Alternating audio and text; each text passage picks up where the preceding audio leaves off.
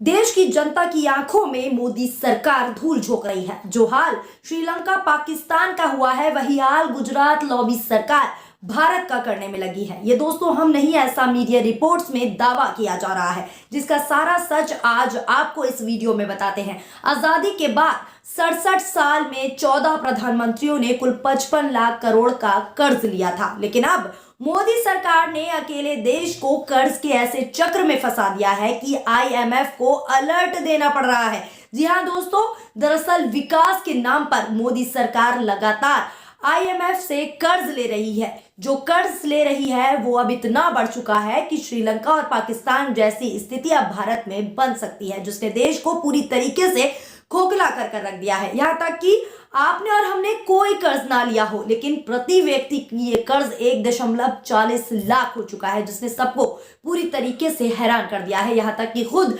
IMF ने सरकार को इस बारे में चेताया है, जिसके बारे में आगे आपको बताते हैं। लेकिन दोस्तों, उससे पहले आपको बता दें, अब इस मामले ने सियासी तूल भी पकड़ लिया है। तमाम दिग्गज पत्रकारों से लेकर बड़े बड़े नेताओं ने इस मुद्दे पर मोदी सरकार पर सवाल उठाए हैं। अखिलेश यादव ने भी ट्वीट किया है और इस मुद्दे को उठाते हुए उन्होंने ट्वीट में लिखा है कि भाजपा के राज में केवल विनाशकारी कर्ज, महंगाई, बेरोजगारी, गरीबी, भुखमरी, अराजकता, अन्याय, अत्याचार और भ्रष्टाचार का ही विकास हो रहा है। क्या यही है विकसित भारत के जुमले में विकास का सच? यानी जो विकास की बात भाजपा सरकार करती है, उसका सच क्या ये है कि आज हम कर्ज में डूबते जा रहे हैं और आईएमएफ ने चेता तक डाला है, ये कहा जा रहा है। अब एक बार सच क्या है वो भी जान लेते हैं पूरे सिलसिलेवार तरीके से। दरअसल भास्कर ने एक एक्सप्लेनर किया है, जिसकी मोटा माटी जो है बात आपको समझाने की और बताने की कोशिश करते हैं। हेडलाइन आपको दिखाते हैं कि क्या कुछ लिखा है। देश के हर एक नागरिक पर 1.40 लाख कर्ज, भारत पर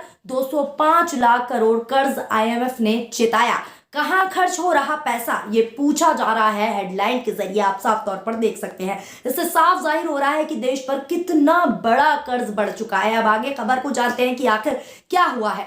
दरअसल देश पर कुल कर्ज 205 लाख करोड़ रुपए से ज्यादा हो गया है। मार्च 2023 में देश पर कुल कर्ज 200 लाख करोड़ रुपए था। यानी बीते 6 महीनों की अगर बात करें तो बीते 6 महीने में 5 लाख करोड़ रुपए कर्ज बढ़ा है। अब अंतर्राष्ट्रीय मुद्रा कोष यानी आईएमएफ ने कहा है कि सरकार इसी रफ्तार से आईएमएफ द्वारा उधार लेती रही तो देश पर जीडीपी का 100% कर्ज हो सकता है। ऐसा हुआ तो कर्ज चुकाना काफी मुश्किल हो जाएगा, ऐसा आईएमएफ द्वारा कहा गया है। वहीं आईएमएफ की चेतावनी पर असहमति जताते हुए भारत सरकार ने कहा है कि ज्यादातर कर्ज भारतीय रुपए में है, इसीलिए कोई समस्या नहीं है। बिजनेस स्टैंडर्ड ने अपनी रिपोर्ट में यह दावा किया है कि सितंबर 2023 में देश पर कुल कर्ज 205 लाख करोड़ रुपए हो गया है।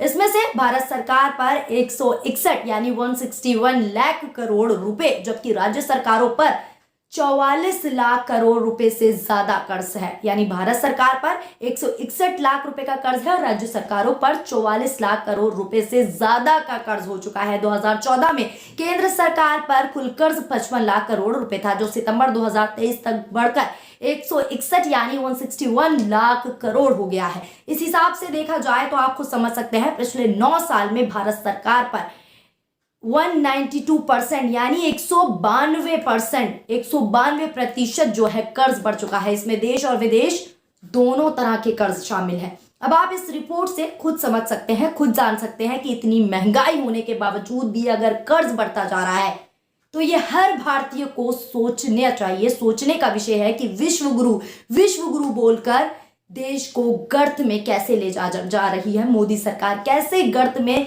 धकेला जा रहा है देश को। सच आपके सामने है। यहाँ सवाल यह भी है कि आखिर जो है आईएमएफ से लिया गया पैसा जा कहाँ रहा है? क्या इस पर कोई गोदी मीडिया का पत्रकार सवाल करेगा कि आईएमएफ द्वारा जो पैसा लिया जा रहा है वो सरकार आखिर डाल कहाँ रही है, किसका विकास कर रही है?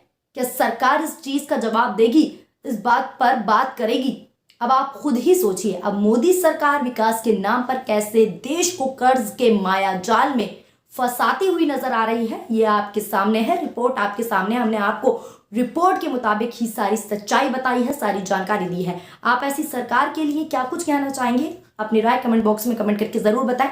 वीडियो पसंद आई हो तो वीडियो को लाइक करें और हमारे चैनल सोशल न्यूज को सब्सक्राइब भी करें। शुक्रिया, धन्यवाद, नमस्कार, जय हिंद, जय भारत। चैनल को लाइक, शेयर एंड सब्सक्राइब करें और बेल आइकन दबाना ना भूलें।